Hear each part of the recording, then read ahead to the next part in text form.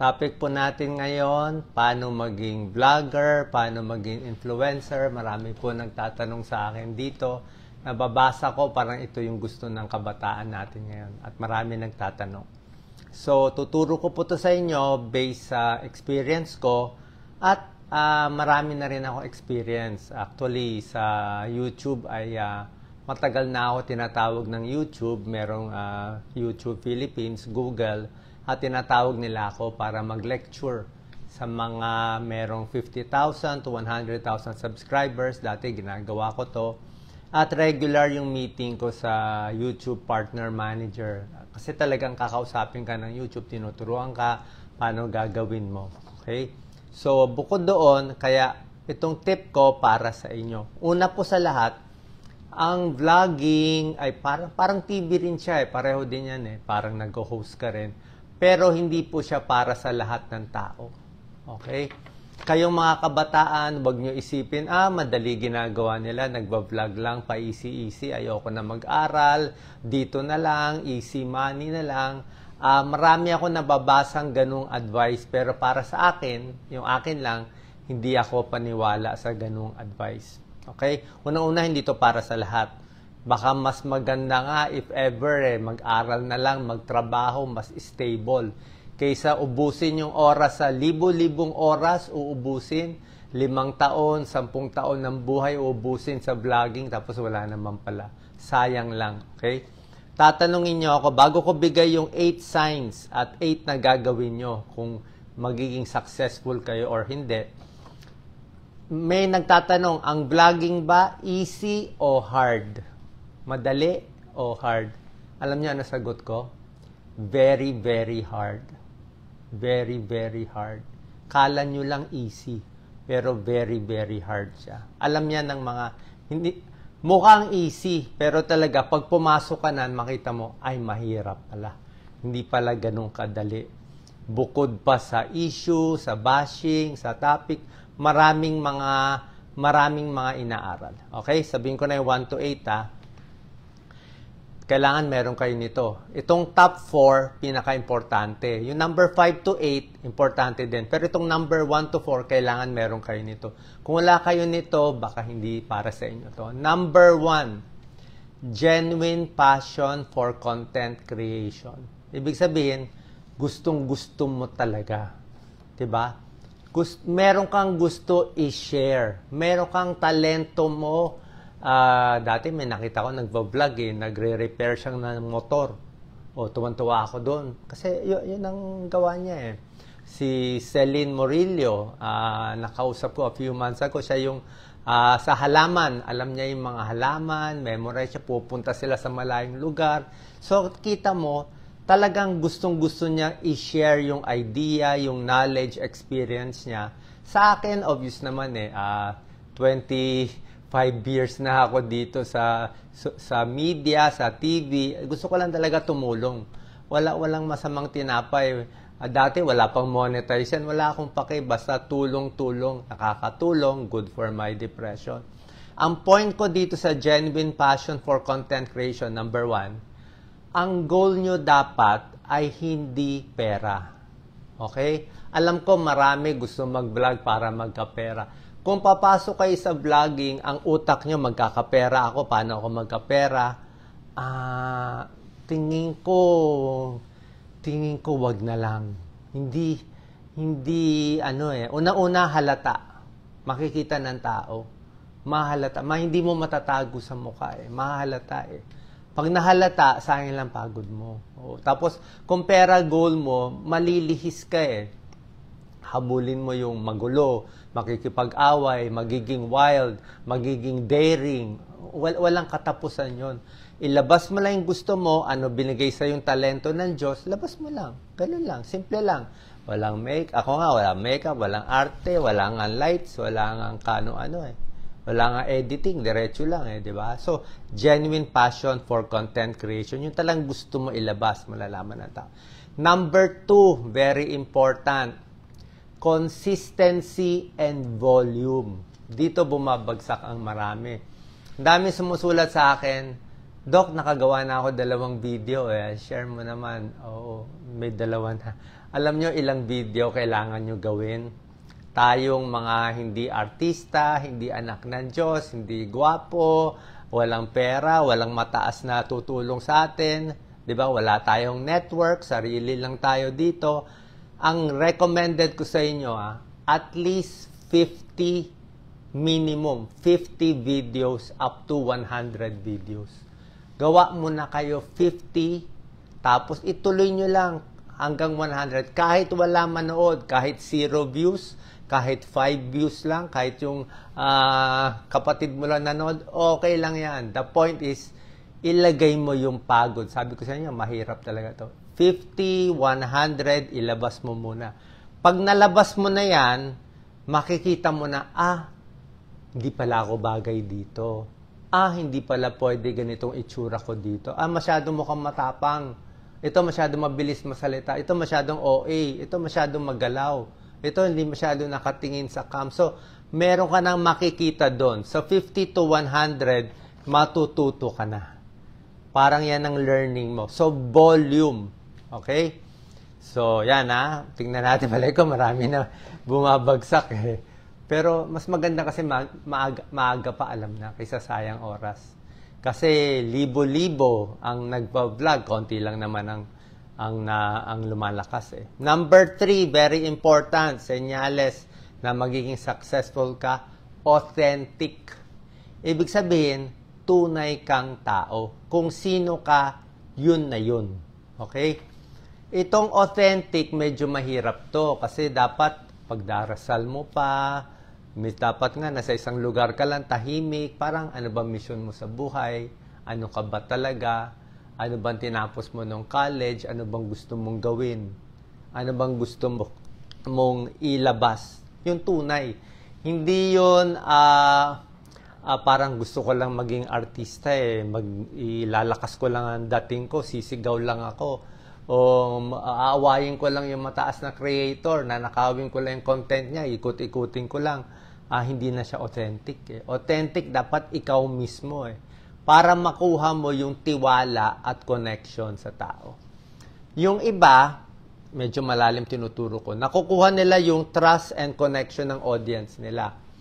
Meron silang nagagawa na parang hypnotism, na bobolan nila yung audience nila, pero yung ugali nila hindi maganda. So, yung mga kaibigan nila, yung nakakakilala sa kanila, nahahalata. Iba pala ugali niyan mataray mayabang sa tunay na buhay kunwari lang do sa vlog So, yung mga chismis na ikot na ganon, aakyat din yon, bandang huli, masisira din yung content creator. Halata kasi, hindi siya sa tunay. Sa tunay na buhay, iba siya, iba pinapakita niya. So, okay lang na hindi kayo perfect. Diba? Kaya ako gumagawa nito, ako nga pinaka hindi perfect. Diba? Authentic dapat. I hope you get it. Number 4, ang hirap ng requirements ko. Number 4, kailangan very creative at matalino. Creative and intelligence talaga. Originality.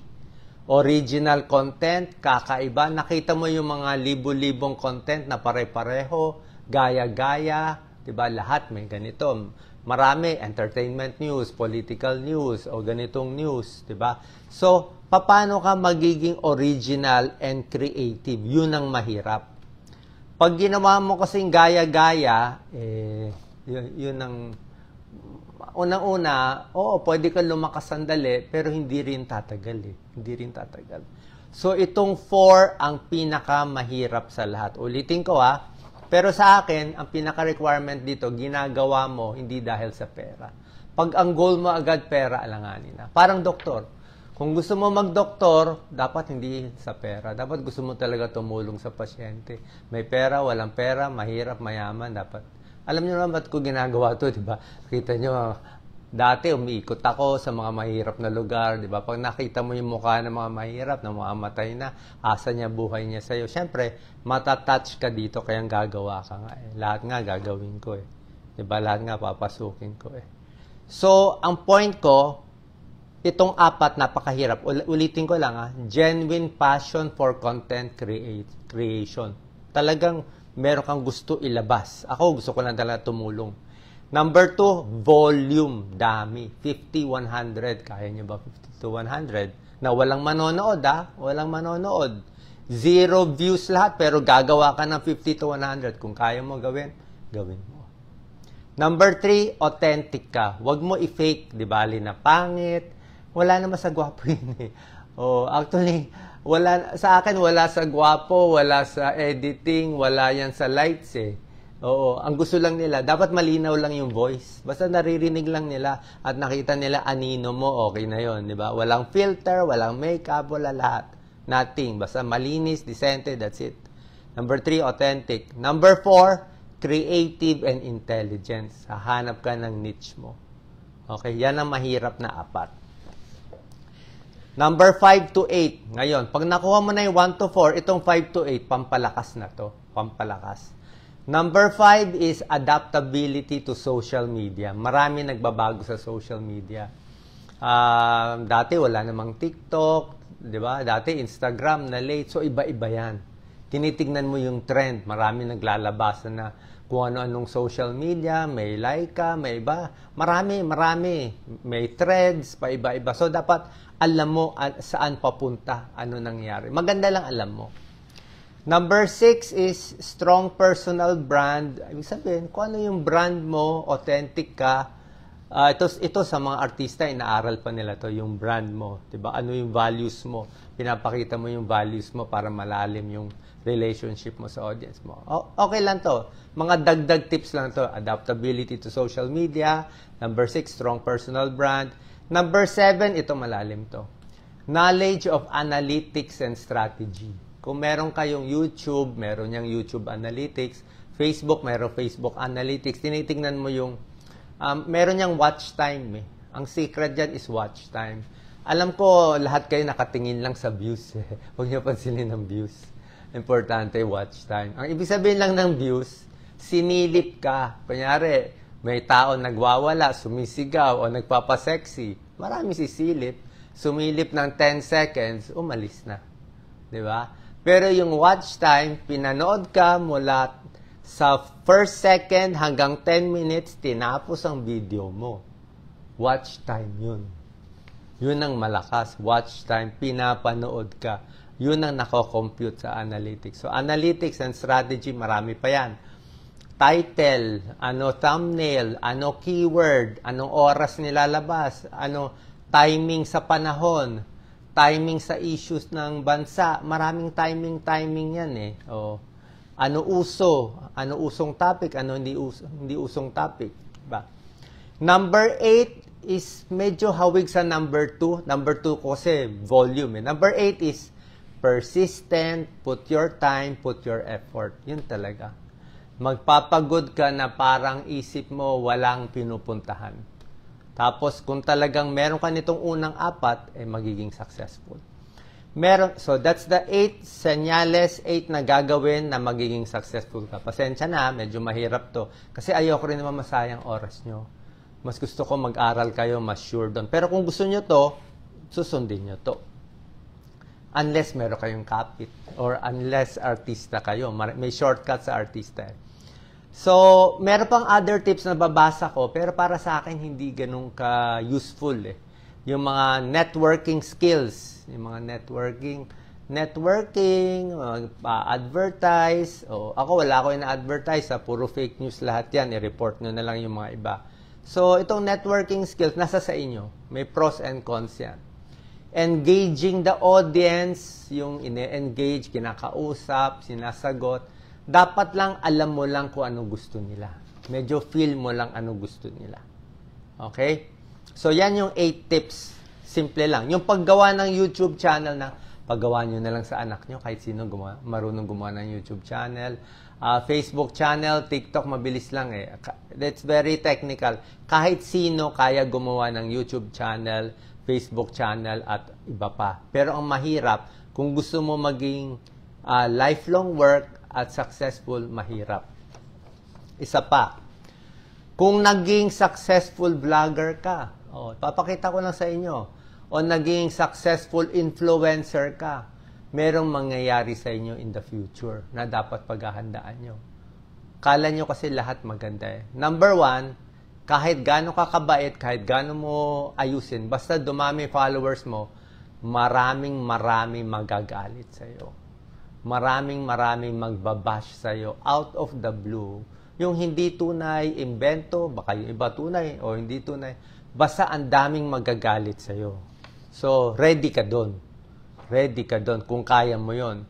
And second, ito ang tinuturo sa YouTube. Ang YouTube may hawak ng millions of channels, di ba? Ito tinuturo sa amin, na tinuturo namin sa lahat. Ito ang life cycle ng vlogging. Papakita ko yung life cycle. Ganito life cycle niya. Pag ganyan. Sa umpisa, excited ka, tumataas, happy. Lahat ganon. Kung tumataas ha, pag di tumaas, wala. Tapos, pag umakyat ka, may time plateau. Mapapansin mo yan. May ilang years, parang steady lang. O, nandun ka nun, mataas ka, steady. Kaya lang, after the steady years, lahat babagsak. Babagsak. Madidepress, malalaos, mawawala, malulungkot. So, ang serious dyan, yung mental health problem, bago ka bumagsak ng abruptly, gawin mo na lang medyo suwabe yung bagsak. Suwabe mo lang yung bagsak. Kaya yung mga naiinggit, sasabihin, ganyan, madali, mahirap po eh. Pwede nyo itry. Kaya lang, pag tinry nyo, itry nyo maraming beses, pero baka lang masayang ang time niyo. Ito mga tips na binigay ko, malalim na to, may tulong na sa inyo, pero meron pa akong mas malalalim na tips, pang individual, pang advanced course, hindi ko naman tinatago eh. Share ko naman sa lahat. Kaya lang, medyo specific na to eh. Medyo malalim na siya masyado. Pero kay Dr. Alvin, tinuturo ko. Yung mga nakikita kong mga, like to kay Celine Murillo, yung mga tingin ko matino, maganda, for the country, may tulong sa bayan, yung tinuturo. Kasi malalim na to eh. Isample ko lang isang malalim na tip. Para sa inyo, hindi ito malalim eh. Pero, bigyan ko lang ng sample pang individual. Dagdag tip ko lang, mas gusto ko, humble kayo. Marami humble sa umpisa. Pero yung millions na ng followers, humble pa. Humble sa video, humble sa labas. Medyo mahirap yon. Medyo iba Tapos, mas maganda rin, kasama sa be humble, less enemies. Huwag na makipag-away. Okay? Kung gusto mo humaba ang karera mo, ang career mo, wag na makipag-away. Naintindihan ko, gusto ng mga vloggers makipag-away, makipag-engage, makipag-debate, tumira, kasi biglang tataas ang views mo di ba? Pag nagmura ka, nanira ka, tataas ka talaga, sisikat ka, sisipa ka. Kaya lang, pag akyat mo, maraming biglang nagko-collapse. Tsaka gusto mo ba yon na sumikat ka, meron kang grupo na malaking kaaway, tapos pag matanda ka na, itong grupo forever galit sa'yo. Forever galit na galit sila sa'yo. Parang, inaway lang natin sila para magka-views. Parang, sa akin, walang purpose 'di ba? Parang shortcut siya. Yan yung mga wild shortcut, pero wag na lang. Wala rin sa Bible, hindi rin naman maganda sa conscience natin. Try lang natin yung sarili natin.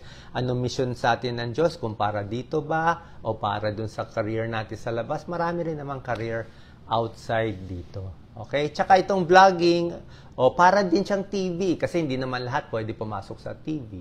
Hindi naman lahat pwede pumasok sa radio. Hindi naman lahat pwede mag-artista, di ba? So, hindi naman lahat may platform. Yun lang po.